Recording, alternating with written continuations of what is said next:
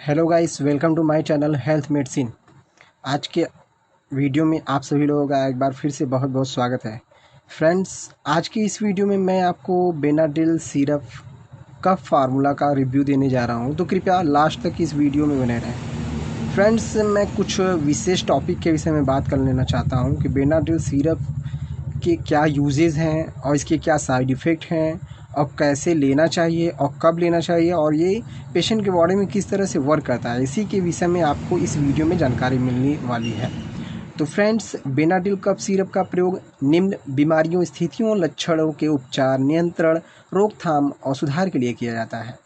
जैसे फ्रेंड्स, आम सर्दी की वजह से बहती नाक और छींकने से राहत, खांसी से राहत दिलाने के लिए, और खांसी और मांसपेशी खिंचाव या जो होता है आपके नेक में प्रॉब्लम, और खांसी से जैसे सीने में दर्द होना, और सर्दी वाली खांसी के लिए, ऐसी खांसी के लिए बेनाडिल सिरप का प्रयोग किया जा सकता है। तो फ्रेंड्स, अब इसके साइड इफ़ेक्ट के विषय में भी बात कर लेते हैं। तो ये दुष्प्रभाव दुर्लभ हैं या संभव हैं, लेकिन हमेशा नहीं होते हैं। कुछ दुष्प्रभाव दुर्लभ हैं लेकिन गंभीर हो सकते हैं। यदि आपको निम्न में से किसी भी दुष्प्रभाव का पता चलता है और यदि समाप्त नहीं होते हैं तो अपने चिकित्सक से परामर्श लें।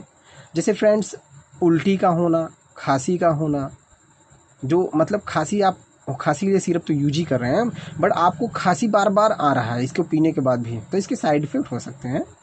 पेट में दर्द होना और सांसों की कमी का होना, मतलब सांस आप ले रहे हैं, इस खांसी का सिरप पीने के बाद आपको सांस लेने में प्रॉब्लम हो रही है, तो वो भी साइड इफ़ेक्ट हो सकता है। मतलब ज़्यादा दिन तक रहे ये प्रॉब्लम तो ही ये साइड इफ़ेक्ट है, अन्यथा तो कभी कभार हो ही सकता है, उसमें कोई प्रॉब्लम नहीं। गले में खराश होना और आपके बॉडी पे लाल लाल चकत्तों का पड़ना, यदि ऐसी कोई भी दुष्प्रभाव का पता चलता है और वो समाप्त नहीं होता है तो आप इस टाइप मतलब सिरप का प्रयोग बंद कर दें और अपने डॉक्टर से संपर्क करें। अब फ्रेंड, कुछ सावधानियों के विषय में भी चर्चा कर लेते हैं। तो इस दवा का प्रयोग करने से पहले अपने चिकित्सक को अपनी वर्तमान दवाओं के बारे में जानकारी प्रदान करें। कुछ स्वास्थ्य परिस्थितियां आपको दवा के दुष्प्रभाव के प्रति ज़्यादा संवेदनशील बना सकती हैं। अपने चिकित्सक के निर्देशों के अनुसार दवा का सेवन करें या उत्पाद पर जो प्रिंट किया गया निर्देश का पालन करें।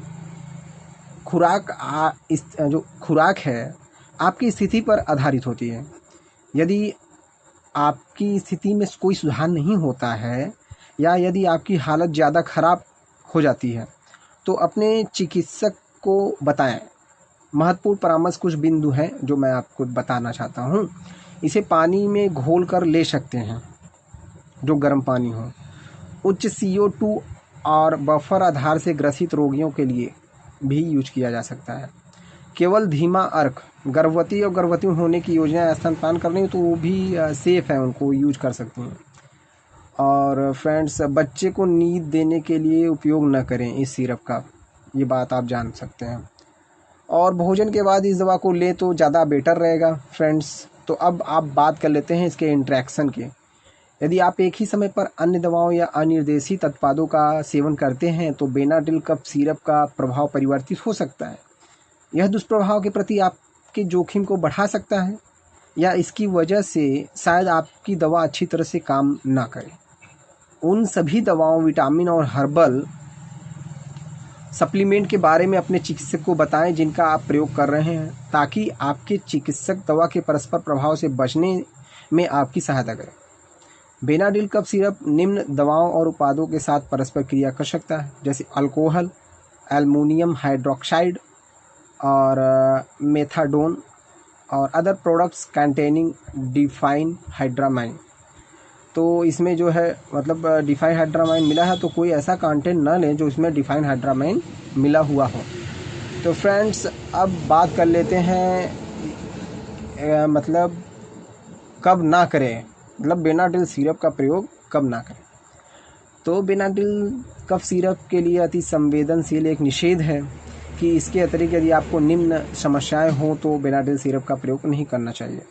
जैसे अति संवेदनशीलता, मतलब इस सिरप का प्रयोग करने से आपको साइड इफ़ेक्ट है।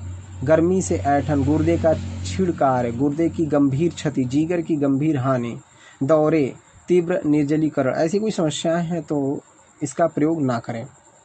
अब फ्रेंड्स बात कर लेते हैं इसके कंपोजिशन के विषय में कि इसमें क्या क्या मिला हुआ है। तो फ्रेंड्स आप ये देख सकते हैं डिफाइन हाइड्रामाइन और हाइड्रोक्लोरिक, और ये क्या है ammonium chloride, sodium citrate and ethanol syrup, ये कंपोजिशन इसमें मिला हुआ है। फ्रेंड्स इसमें आपको देख सकते हैं डोजेज भी लिखा हुआ है, not to be use for children below 2 years of age without medical advice, मतलब किसी भी आप मेडिकल एडवाइस या डॉक्टर के एडवाइस के बिना आप 2 साल के नीचे बच्चों को ये नहीं दे सकते हैं। और ये फ्रेंड्स देखिए इसके डोजेज के विषय में क्या बताया गया है कि चिल्ड्रेन 2 to 5 ईयर्स जो हैं वह आधा चम्मच मतलब 2.5 ml दिन में 2 से 3 बार पी सकते हैं, और 6 से 12 ईयर्स वाले एक चम्मच मतलब 5 ml दिन में 2 से 3 बार पी सकते हैं, और 2 ईयर्स मतलब 12 ईयर्स और एडल्ट 2 टीस्पून मतलब 2 चम्मच सुबह दोपहर शाम 3 टाइम पी सकते हैं। फ्रेंड्स ये थी हमारी बेनाडिल सिरप के फ़ायदे और साइड इफ़ेक्ट और कब प्रयोग करने की जानकारी। यदि आपको ये वीडियो अच्छी लगे तो कृपया इस वीडियो को लाइक करें, शेयर करें और मेरे चैनल को सब्सक्राइब करें। आपने मेरे वीडियो को लास्ट तक देखा इसके लिए बहुत बहुत धन्यवाद।